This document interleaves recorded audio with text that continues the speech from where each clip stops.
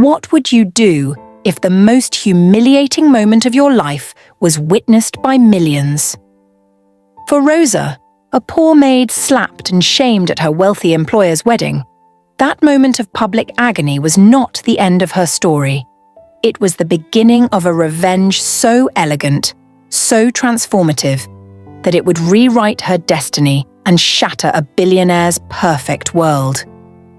This is a tale of hidden strength, a shocking secret, and the ultimate price of pride. The Nwadike wedding was the event of the decade, a dazzling spectacle of power and opulence held at the Grand Lekki Ballroom. The air itself seemed gilded, thick with the scent of foreign orchids and the whisper of silk and chiffon. Billionaires, politicians, and Nollywood royalty glided across the polished marble, their laughter a symphony of privilege. At the center of this universe was Vanessa Nwadike, a vision in a custom-designed white gown that glittered with thousands of hand-sewn crystals. Her smile, practiced and perfect, was a weapon she wielded with precision, but her eyes, sharp as flint, scanned the crowd, missing nothing. She saw her wedding not as a union of hearts, but as the ultimate coronation, a strategic merger between her family's oil fortune and the vast empire of the Nwadikes. Tucked away near the service entrance, a stark contrast to the radiant bride, stood Rosa. Her simple navy blue maid's uniform felt like a cage. At 22, with a quiet intelligence in her eyes, she was more than just a servant. She was a survivor, an orphan from a small village in Enugu, working tirelessly to pay her way through university. As she adjusted a towering floral arrangement, a sudden sharp kick fluttered from within her womb. She instinctively pressed a hand against her swollen stomach, a secret gesture of love and fear. The baby, her baby, was a constant reminder of a different life, a different hope that now felt like a distant, foolish dream. Her mind drifted back to the rainy season months ago, to the quiet hours in the mansion's library where Kenichi, the groom, had sought her out. He had found her reading a worn-out copy of Chinua Achebe's Things Fall Apart, and instead of scolding her, he had been impressed. He spoke to her of dreams, of seeing a fire in her eyes that was absent from his gilded world. In the soft glow of the reading lamp, his attention felt genuine, his touch a promise. She, young and naive, had mistaken his privileged boredom for love. A dangerous error that now weighed heavily in her belly. Unseen by the celebrating guests, a different drama was unfolding in the groom's suite. Chijioke, Kenechi's cousin and best man, gripped his shoulder, his voice a low, urgent whisper. "Kenichi, my brother, it is not too late. This is not right. That girl, Rosa, is carrying your child. Our ancestors are watching. They see this deception. You cannot stand before God and man and do this." Kenechi, resplendent in his white agbada, shrugged off the hand with a nervous jerk. "Chijioke, must you be so dramatic? She is a maid, a distraction. My duty is to this family, to this merger. Do not speak of her again." His voice was cold, devoid of the charm he so easily displayed in public. The mask of the caring suitor had slipped, revealing the calculating air beneath. Chijioke's face fell, the weight of his cousin's moral failure settling on his shoulders like a physical burden. He had to try, for the sake of his own conscience. Back in the main hall, the ceremony commenced. The orchestra swelled. Vanessa began her slow, graceful walk down the aisle, a queen approaching her throne. Her eyes swept over the adoring crowd, but for a fleeting second, they landed on Rosa, and a flicker of pure irritation crossed her perfectly composed features.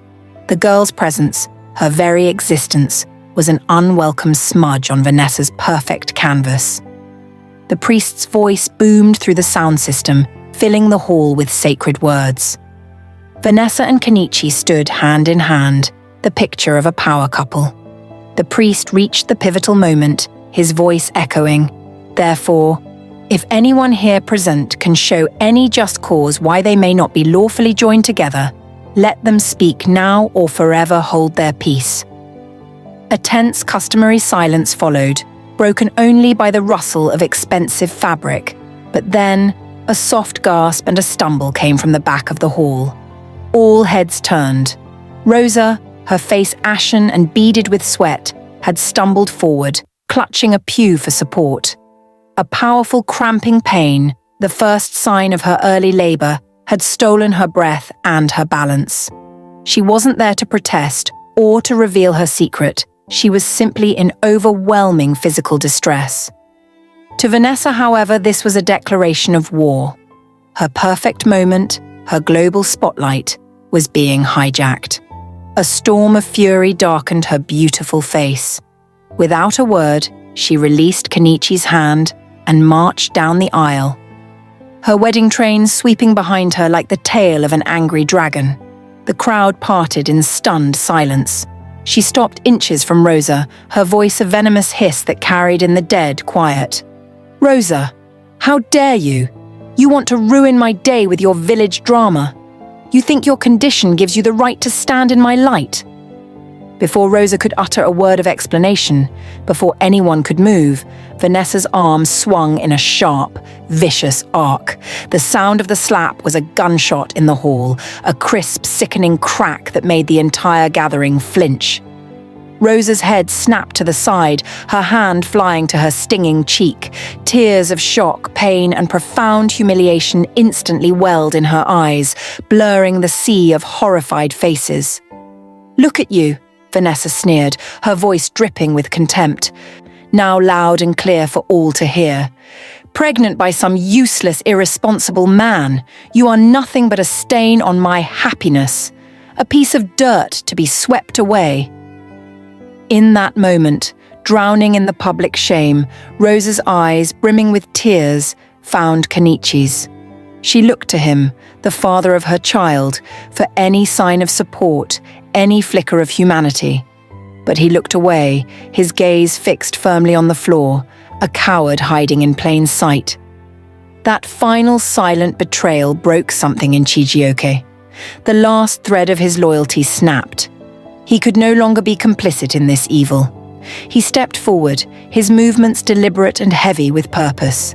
He walked past a frozen Kenichi and took the microphone from the stunned priest. His voice, when it came, was low but carried the weight of judgment, resonating through the sound system and into every heart in the room. "Vanessa," he said, his tone firm and clear, "the stain is not on your happiness, but on your husband's character." He paused, letting the silence build. "The child Rosa carries is his. Kenichi has known for months." The revelation detonated like a silent bomb. A collective sharp gasp sucked the air out of the room. Then, chaos. Voices rose in a confused roar. Camera phones, which had been discreetly recording the dramatic slap, were now thrust forward openly, their red recording lights like a swarm of angry fireflies. The perfect facade of the Nwadike and Kenichi dynasties shattered into a million pieces. Vanessa's face, once a mask of arrogant beauty, collapsed into a grotesque painting of utter, horrified disbelief. The world she had so carefully constructed was imploding around her, and as the cacophony of shock and the relentless flash of cameras reached a fever pitch, the combined weight of the physical blow, the emotional devastation, and the searing labor pain became too much for Rosa. Her legs buckled, the world swam before her eyes, and she crumpled to the floor, fainting into the depths of a scandal that was only just beginning. Rosa's faint was not an end, but a detonation. In the chaotic seconds that followed her collapse onto the cold marble floor, the wedding transformed from a society spectacle into a crime scene of reputation. The viral video titled "Billionaire Bride's Cruel Slap" was not just a clip, it was a cultural wildfire. It was spliced, memed, and analysed on every major news channel and social media platform across Nigeria. The hashtag #JusticeForRosa became a national rallying cry, a digital mob demanding accountability from the untouchable elite. The public, weary of the impunity of the powerful, found in Rosa a symbol of their own struggles. Meanwhile, in boardrooms far from the emotional turmoil, the Nwadiki Group's stock ticker began a precipitous plunge. Investors, a pragmatic breed, saw the toxic brand association and fled, erasing millions in market value within hours. Vanessa's single slap had cost her family a fortune far greater than any wedding dowry. Rosa awoke to the sterile, quiet hum of a private hospital room. The blinding white lights were a stark contrast to the gilded chaos she had left. A kind-faced nurse explained she had been admitted for stress and early labor concerns, her bills covered by an anonymous benefactor. As Rosa tried to orient herself, the door opened to reveal a woman with an air of sharp intelligence and no-nonsense grace. This was Auntie Precious, a producer for the influential Niger Truth TV. She didn't offer hollow sympathy. Instead, she laid out the new reality. Rosa was now the most famous woman in Nigeria. "The people are with you, my dear," Auntie Precious said, her voice calm and strategic. "Your humiliation has become their anger, but anger is a flame that dies quickly. We must give it fuel." It was then, feeling a surge of desperate courage, that Rosa revealed her secret. From the pocket of her discarded uniform, she produced a small, discreet audio recorder pen, a gift from her late father, a teacher who had always insisted that knowledge and record-keeping were a poor person's greatest weapons. She had turned it on when the labor pains began, intending to record any medical instructions if she became incoherent. Instead, she had captured everything: the devastating crack of the slap, Vanessa's venomous sneer, "You are nothing but a stain on my happiness," and the crystal-clear damning truth from Chijioke: "The child Rosa carries is his." This was not merely her word against theirs, it was an irrefutable audio testament to their cruelty and deceit. The tell-all interview on Niger Truth TV was not an act of vengeance, it was an act of reclamation. Guided by Auntie Precious, Rosa did not scream or cry. Dressed in a simple, elegant dress provided by the network, she spoke with a poise that stunned the nation. She was heartbreakingly honest about her village upbringing, her dreams of becoming a social worker, her naive belief in Kenichi's attention, and her profound fear for her unborn child's future. When Auntie Precious played the audio, the nation listened in rapt, horrified silence. Hearing the violence and the revelation, devoid of the distracting visuals of wealth, made it all the more powerful. Rosa's quiet dignity in the face of that recording made Vanessa's cruelty seem monstrous. In the days that followed, offers flooded in. A publishing house offered her tens of millions of naira for a memoir. She accepted, not for fame, but for security. For the first time in her life, the spectre of poverty began to recede. Her anonymous benefactor soon revealed herself. Madam Amina, a titan of industry and one of the few self-made female billionaires in attendance at the wedding, visited Rosa in her new modest apartment. She was a woman of immense presence, her eyes holding the wisdom of countless battles fought and won. "I did not bring you here out of pity, child," Madam Amina stated, her voice firm yet kind. "I saw something in you that day. When you were struck, you did not wail or curse.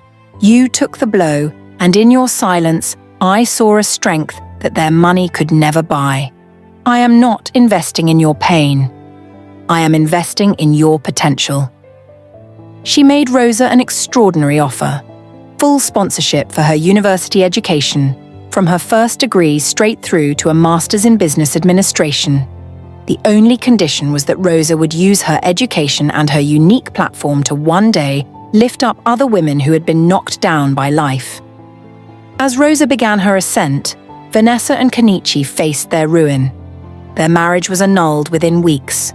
The Nwadike family, furious at the catastrophic financial and reputational damage caused by Vanessa's very public lack of control, effectively exiled her, cutting off her access to the family's core businesses and social circles. The woman who lived for status became a ghost at her own party, a pariah whispered about in the same elite circles that once adored her. Kenichi, exposed as a coward and a liar, was disinherited by his own family, who could not tolerate the dishonor he had brought upon their name. He fled the country for a life of obscure exile in Europe, his charm now a worthless currency. Their fates served as a stark public lesson. Wealth without character is a house built on the sand, easily washed away by the tides of truth. 7 years later, the story found its final beautiful chapter. On the site of a former factory in Lagos now stood a bright, airy and beautiful complex called the Umune Mama Foundation.